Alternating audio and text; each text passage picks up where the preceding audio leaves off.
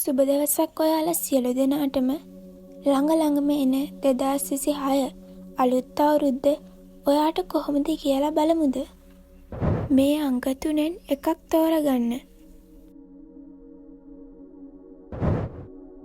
2026 අවුරුද්දේ ඔයාගේ තියෙන බලාපොරොත්තු ගොඩක් සැබෑ වෙනවා. හැම දවසම සතුටින් ඉන්න පුළුවන්. ඔයාගේ ජීවිතයට අවශ්‍ය හැම දෙයක්ම ලැබෙනවා. සතුට කියන වචනේ සැබෑ අරුත ඔයාට 2026 දී අත්විඳින්න පුළුවන්. කාර්යබහුලත්වය ඔබගේ සතුටට බාධාවක් කරගන්න එපා. කෙතරම් කාර්යබහුල වුණත් ඒ හැම මොහොතම ධනාත්මකව ගෙවන්න.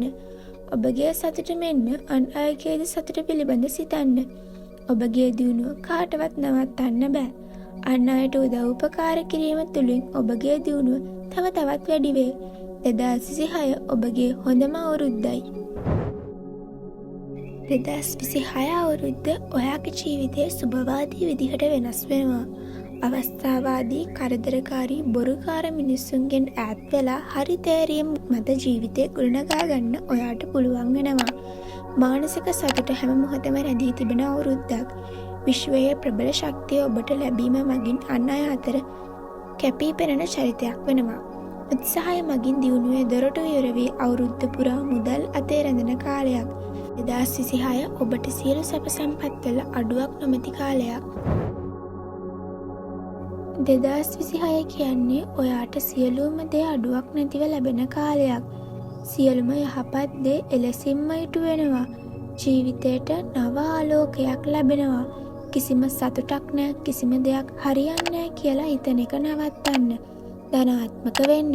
ධනාත්මකව සිතන්න පටන් ගන්න.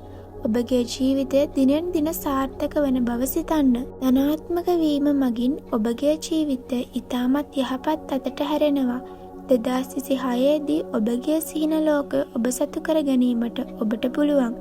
වාසනාව ඔබ ළඟම රැඳෙන කාලයක්.